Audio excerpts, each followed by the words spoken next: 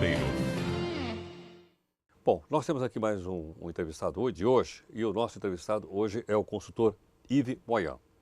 O Yves é autor desse livro que eu vou mostrar para você agora. O título do livro, extremamente instigante, Vivendo com Elefantes, como você está vendo aí. O subtítulo é Quando simplificar demais pode complicar a vida das empresas, publicado aqui pela editora Vigília. Yves, muito obrigado aqui pela participação aqui no nosso Mundo Corporativo. Prazer é meu. Bom, obviamente, como eu disse a você, eu vi algumas partes do livro, achei realmente muito interessantes, mas quando você me coloca um título como esse, Vivendo com não elefantes, sou obrigado a perguntar para você, né? E para que você fale um pouco aqui para as pessoas que nos acompanham, por que vivendo com não elefante? Quem são os elefantes e os não elefantes? Claro. Bom, primeiro não é um livro de zoologia, né? Então já tá bom para avisar, né? É um livro sobre administração empresarial. O título do livro, ele realmente é um convite à reflexão para a ciência da administração, que anda muito rígida, muito reducionista aí nos últimos 100 anos. E a origem do título vem de uma metáfora que foi cunhada em 66 na Alemanha, em Munique, no congresso da OTAN, no auge da Guerra Fria, por um físico alemão chamado Carl von Weizsäcker.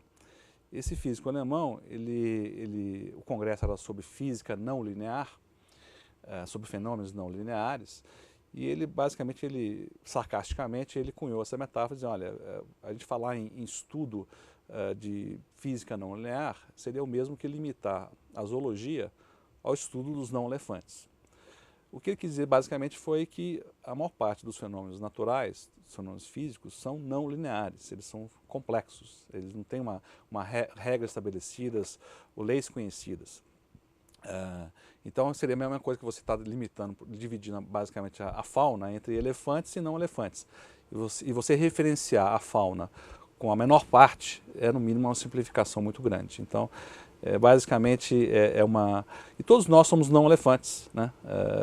Mas o Heródoto é o Heródoto, o Yves é o Yves, quer dizer, enfim, as pessoas têm o seu próprio DNA, têm a sua própria identidade, e então a questão dos não elefantes é basicamente uma provocação por essa visão mais reducionista, mais linear que... Sim. Agora, onde é que essa visão reducionista acaba, de certa forma, levando as empresas a agirem de uma maneira contra os seus próprios interesses? Eu vi aqui que algumas delas, inclusive, desaparecem, não é?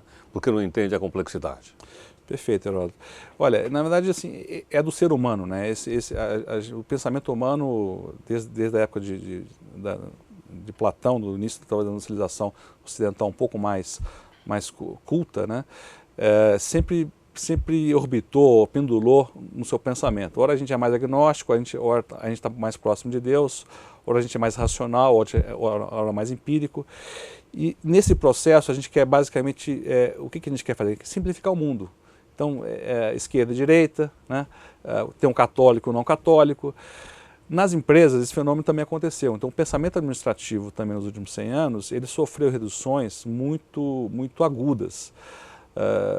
Basta ver no início, talvez, do século passado, quando o Taylor definiu aí o cientificismo na administração, ou seja, naquela época o importante era você produzir o máximo de produtos no menor tempo possível, com menos mão de obra. Então, empresas eram máquinas. Basicamente, o fator humano era muito tênue naquela época. Mas era importante, porque o que precisava basicamente era botar ordem naquela bagunça, onde não havia tempos e métodos, não havia processo, não havia procedimento, o chão de fábrica era uma bagunça. Então, o reducionismo naquela época foi bem-vindo. O problema é que essa visão reducionista ela perdurou por décadas e décadas. E outras linhas de pensamento também foram acabando por reduzir mais. Por exemplo, Friedman, em 70, quando definiu que o negócio de um negócio é fazer o acionista ficar rico, né? Isso é uma simplificação, né? Você definir que uma empresa existe para fazer os acionistas, os donos, ficarem ricos, né? Então a razão de ser da empresa é muito mais ampla do que somente isso. Mas o ponto é justamente isso, as empresas acabaram tendo que reduzir basicamente a complexidade para poder lidar com um mundo que é desafiador, onde as decisões têm que ser tomadas muito rapidamente, onde há pressão por resultados a cada trimestre. Então a redução acaba sendo uma forma de você sobreviver a esse caos todo que está aí. Agora, quando a gente imagina uma empresa, especialmente uma corporação, primeiro a gente imagina ela no mundo todo. Depois também com seus diversos níveis de gestores, que vão do CEO até o pessoal que você falou lá, que trabalha próximo ao som da fábrica. É possível essa empresa ter essa dualidade dentro de si mesma? Ou seja, de um lado ela gerir a complexidade, do outro ela gerir a facilidade ou a didaticidade para que vários setores dessa empresa possam acompanhar o que está acontecendo ou não? Claro. Ou essas coisas não podem conviver na mesma estrutura? Elas devem conviver na mesma estrutura. Na verdade, se você olhar, por exemplo, uma cadeia de fast food, né, em Xangai ou em São Paulo na hora do almoço. Vamos pegar na Avenida Paulista, por exemplo. A última coisa que você quer do teu funcionário, do teu colaborador, é de pensar. Mecanicamente ele tem que saber como fritar a batata e como assar um hambúrguer, sem perder tempo e sem perder o consumidor. Então, esse mecanicismo é muito bem-vindo em vários momentos do negócio, principalmente quando ele tem que entregar o resultado em um dado período. Ele não é bem-vindo quando você precisa de criatividade e pensar futuro e pensar o todo. Aí o reducionismo e o mecanicismo acabam criando problemas que levam empresas assim ao declínio e muitas vezes ao colapso. Você pode me dar algum exemplo de alguma empresa que tenha, vamos dizer, ao colapso por causa desse reducionismo? Claro. Ele perdeu essa visão holística? Com certeza. Acho que um exemplo clássico seria o da GM, da General Motors. Da General Motors? Ah. Eu acho que esse é um exemplo talvez mais emblemático que a gente possa pensar em termos de simplificação excessiva. O começo da General Motors, ele basicamente se dá com a ética protestante, né? Max Weber já no século passado dizia que ficar rico não é pecado, que o trabalho dignifica o homem, né? Que sucesso é bom, né? E não vai para o inferno. E não vai para o inferno, exatamente, né? Ao contrário, talvez de uma linha mais católica, onde o pecado acaba entrando na vida das pessoas, das empresas. Então, o que a GM teve, basicamente, foi o aval de Deus para ficar rica e para conquistar, em anexar territórios, anexar empresas, tudo em nome do sucesso e da dominância econômica, né? Se confunde um pouquinho com a ideologia do Estado americano, né? De conquistar, anexar, né? Uma visão um pouco imperialista do setor automobilístico. Então, para a GM era importante dominar toda a cadeia produtiva, era importante ser a maior do mundo, ser a maior empregadora do mundo. Essas foram as métricas basicamente de sucesso da GM.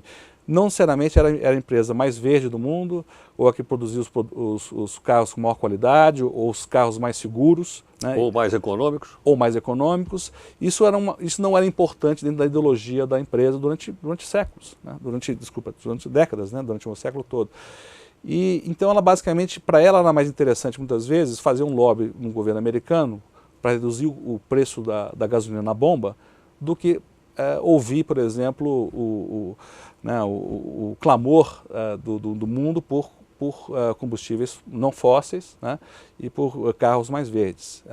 Então ela definiu o seu próprio rumo, ela acabou prisioneira da sua própria ideologia, ela se tornou rígida, inflexível, né, ela não aprendeu com ninguém, ela era dona da verdade, basicamente, né.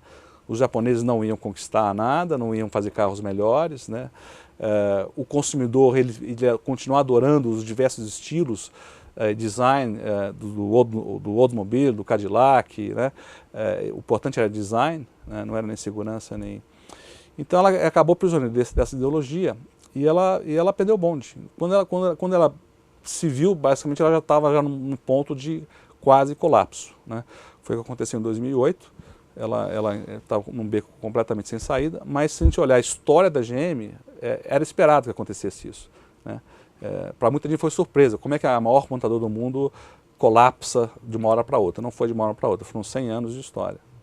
Entendo. Agora, no caso específico então, essa visão, eu posso dizer que é uma visão sistêmica da empresa? Exatamente, é uma visão sistêmica da empresa e do seu entorno, é enxergar basicamente não só o teu papel enquanto empresa, né, mas enxergar seus concorrentes, né, enxergar os seus stakeholders, as pessoas que dependem basicamente do teu negócio. Para a GM, durante 80 anos, o único competidor da GM era a Ford, e vice-versa. Então eles estavam sempre se comparando quem era a primeira produtora de veículos E no basicamente mundo. dividiu o mercado entre as duas. Entre as duas, né? Então o referencial da GM sempre foram os carros da Ford, sempre foram a produção da Ford naquele mês, né? E enquanto o mundo, né, mudava, assim, os japoneses avançavam então basicamente é a questão da visão sistêmica. O livro aborda muito essa questão da ausência dessa visão sistêmica no mundo empresarial, e isso acaba levando muitas vezes as empresas ao declínio, né, por simplificar demais o jogo empresarial, né? Sim, porque esse jogo é um jogo complexo. Ele é um jogo que envolve economia, finanças, administração e outras questões. Com certeza, com certeza. Então vamos pegar o exemplo agora recente da questão da empresa sustentável, né? A questão da sustentabilidade só apareceu nos últimos 10 anos e mais recentemente nos últimos 5 anos. E por que é uma coisa importante, né? O consumidor passa a exigir isso. A empresa cidadã não é mais uma opção do acionista, né? Nós, como cidadãos, a gente quer empresas responsáveis, que zelem pelo ambiente, que entendam o impacto ambiental das suas atividades. A questão, por exemplo, da embalagem verde hoje, com plástico verde, com a base em cana-de-açúcar, por exemplo. Você vê uma Procter & Gamble fazendo uma parceria com a Braskem para fazer embalagens... Mesmo que essa embalagem custe mais caro e que isso possa fazer com que meu produto seja mais caro do que o meu concorrente e eu perca a competitividade na hora da venda lá na ponta? Você perde competitividade talvez pontualmente em alguns mercados, mas no médio e longo prazo a sua empresa vai ganhar, porque ela foi à frente, ela inovou, ela conquistou um lado talvez pouco tangível para muita empresa até hoje, né?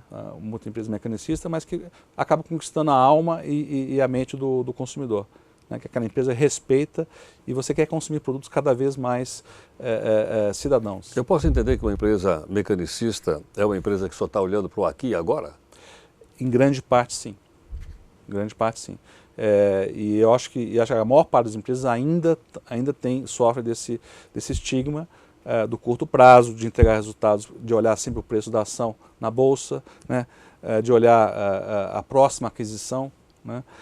Ou de olhar basicamente participação de mercado, se subiu ou desceu naquele mês.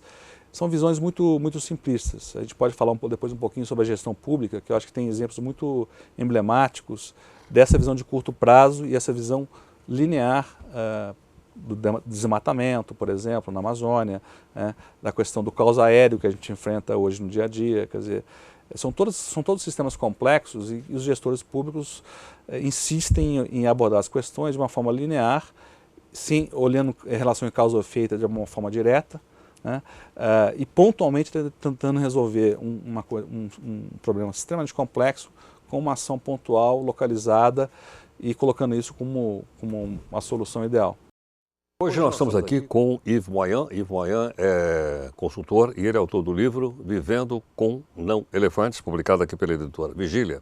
E o subtítulo é Quando Simplificar Demais Pode Complicar a Vida das Empresas.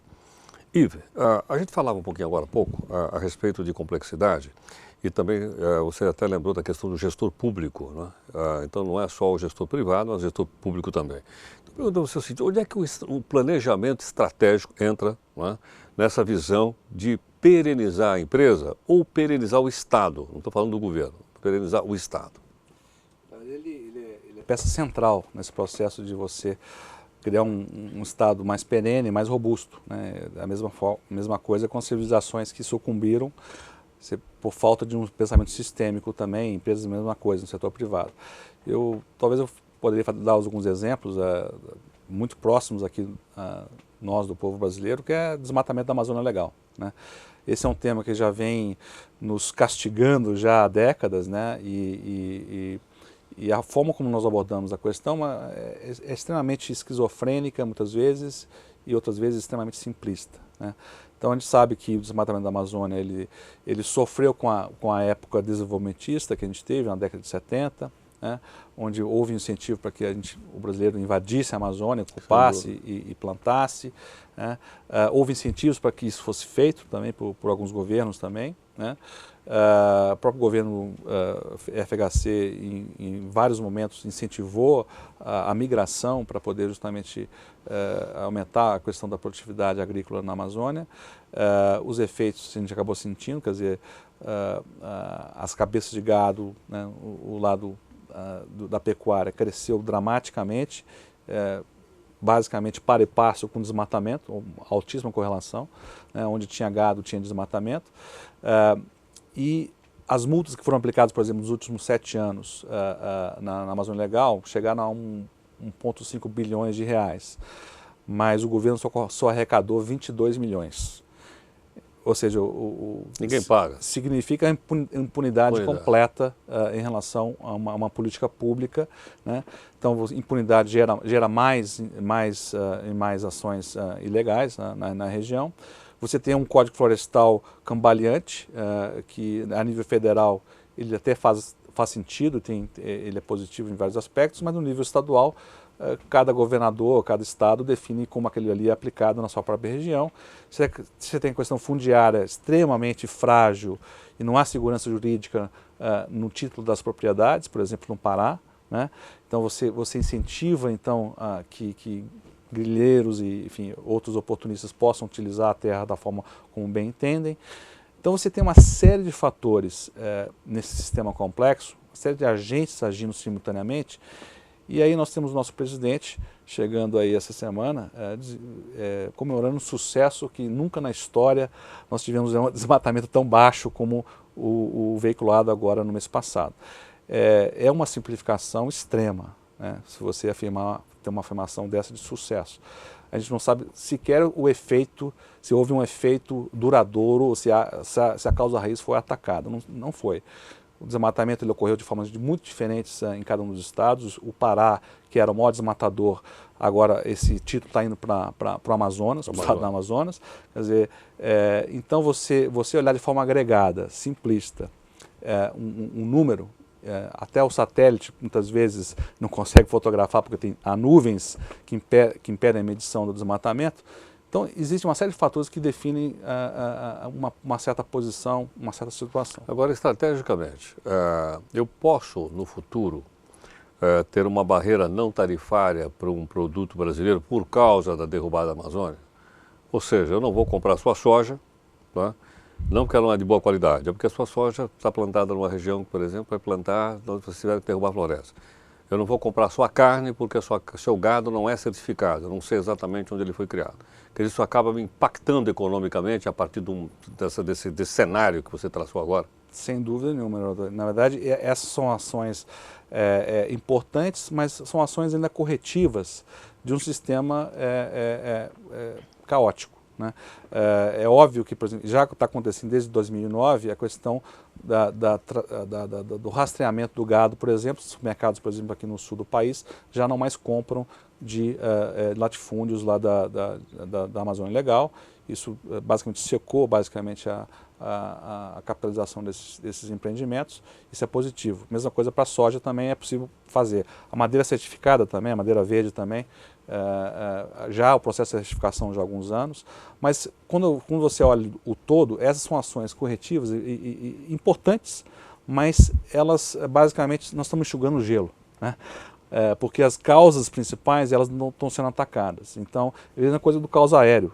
Não adianta nada a gente falar sobre overbooking de companhias aéreas. Quando não tem aeroporto. Não tem aeroporto, você não tem pista, você não tem terminal, você não tem avião, você não tem controlador de voo, você não tem pilotos, os pilotos estão indo para a Ásia, voar na China, quer dizer, não existe a própria ANAC, ela, no fundo, assim, ela está impotente perante uma situação de um sistema que cresce assim, a taxas muito altas e não há uma ação efetiva de ter um planejamento estratégico de longo prazo para a infraestrutura brasileira nos aeroportos, né?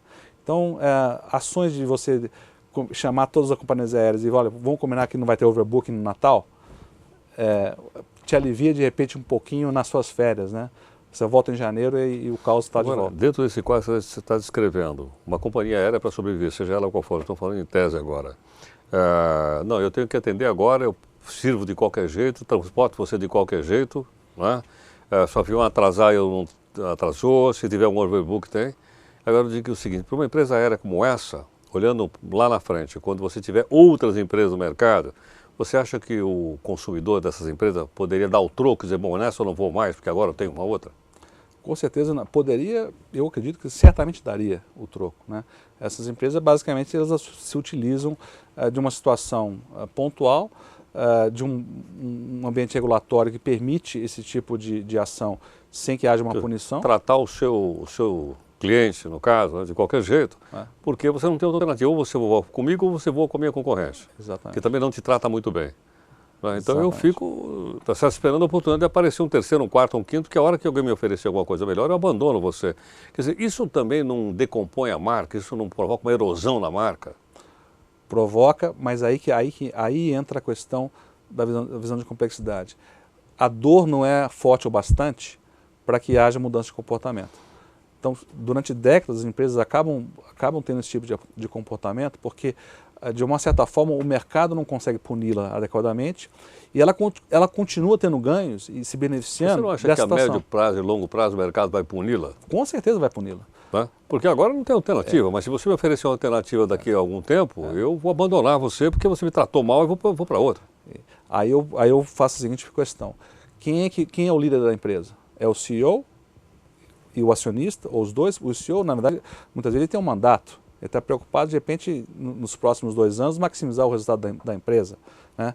O que ele vai deixar, a herança maldita que ele for deixar para o próximo CEO, Problema do outro, né? Se você tem um fundador, um grupo de acionistas que tem a visão de longo prazo, e esse vai definir quem é que fica, quem é que sai em termos de CEO, esse sim deveria estar preocupado com a longevidade. Esse grupo está alojado onde na estrutura da organização? Seria um boarding? É um conselho de administração da empresa. Né? E são esses que têm essa visão estratégica? Eles deveriam ter essa visão estratégica e essa visão de longo prazo. Muitas vezes não tem.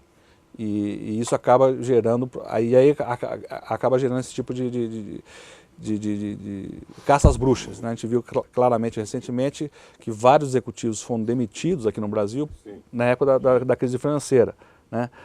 Olha, o principal responsável é o Conselho de Administração, que aprova, inclusive, as contas das empresas, aprova a estratégia financeira da empresa, né? Como a empresa vai se capitalizar durante um certo momento.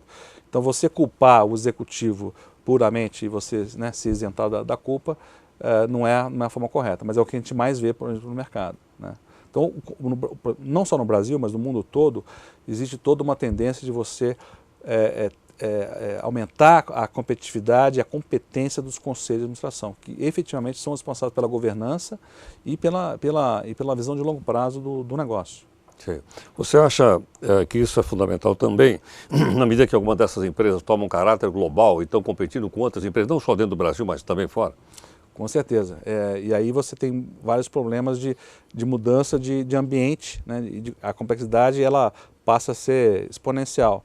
Você vê um grupo de etanol do Brasil que abre o capital, está acostumado basicamente a lidar com usineiros e um ambiente hermético, fechado, cheio das suas práticas já tradicionais, de repente tem que vender etanol para a Europa, para os Estados Unidos, um outro produto, um outro mercado, tem que lidar com um outro tipo de consumidor ou de leis de regulamentação.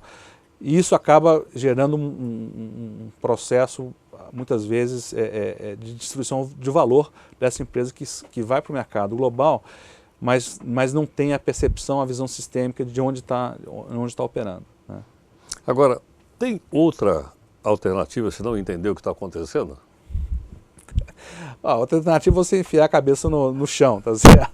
E cabeça no buraco e você rezar para que efetivamente você não seja atropelado no futuro. Mas o que o livro faz basicamente, Haroldo, ele convida a reflexão mais profunda. Ele pede ao executivo, ao dono do negócio, ao invés de reduzir e cortar basicamente complexidade, entender a complexidade. Ninguém está pedindo para não simplificar. A questão é simplificar demais, né? A simplificação é importante e faz parte da nossa vida. A gente precisa simplificar para poder viver. O que as empresas basicamente precisam talvez entender um pouco mais é que é a dose dessa simplificação.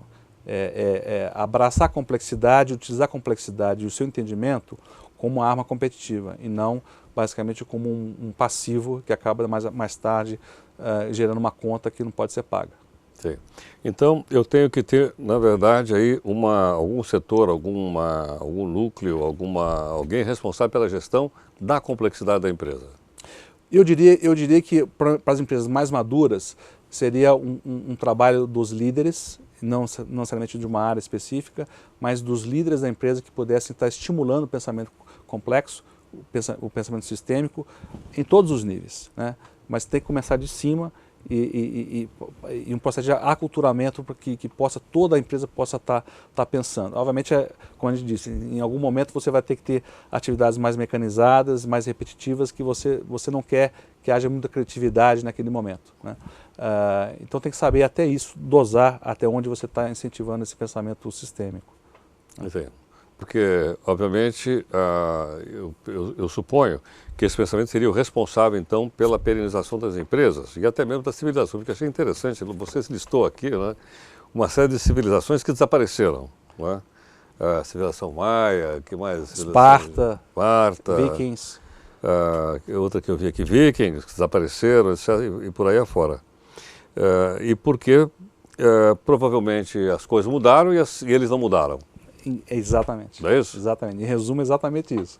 Cada um do seu jeito, mas a mensagem principal é essa. Quer dizer, eles não perceberam as mudanças, né? Não perceberam, a ideologia foi basicamente uma camisa de força, eles não mudaram a forma de se interagir com o mundo, a visão de mundo continua a mesma, né?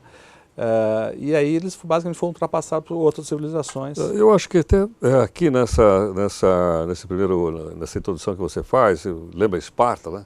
Foi superada por Atenas, Vikings, mas faltou, na minha opinião, faltou a União Soviética. Porque acho que os soviéticos também não perceberam a mudança do mundo. É um exemplo fantástico que, quem sabe na segunda edição a gente põe também aí.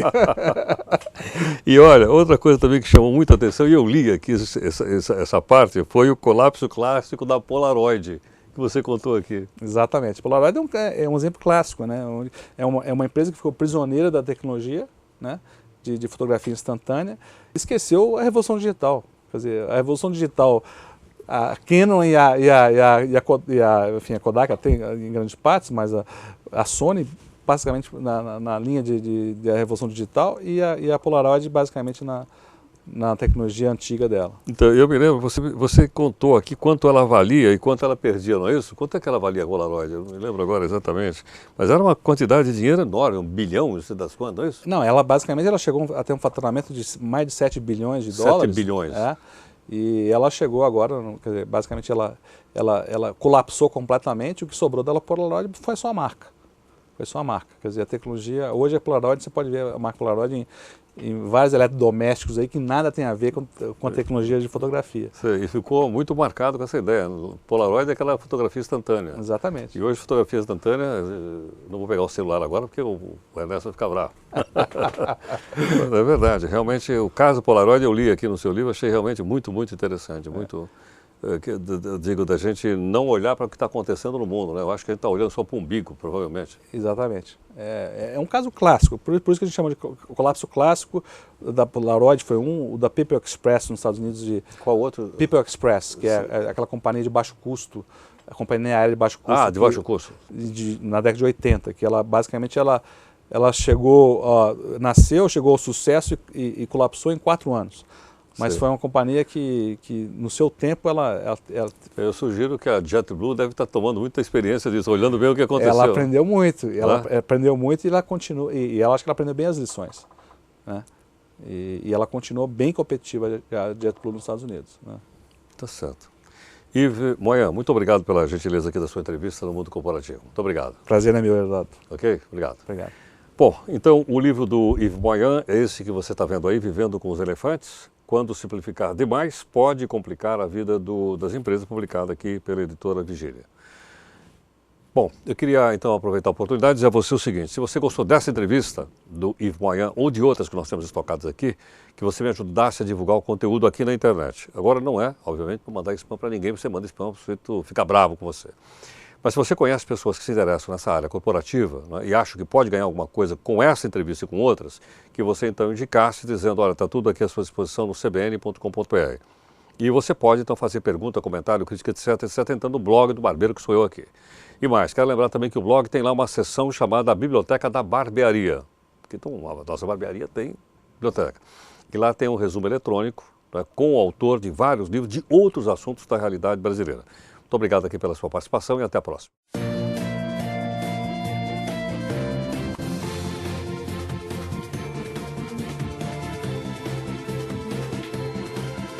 Mundo Corporativo, com Heródoto Barbeiro.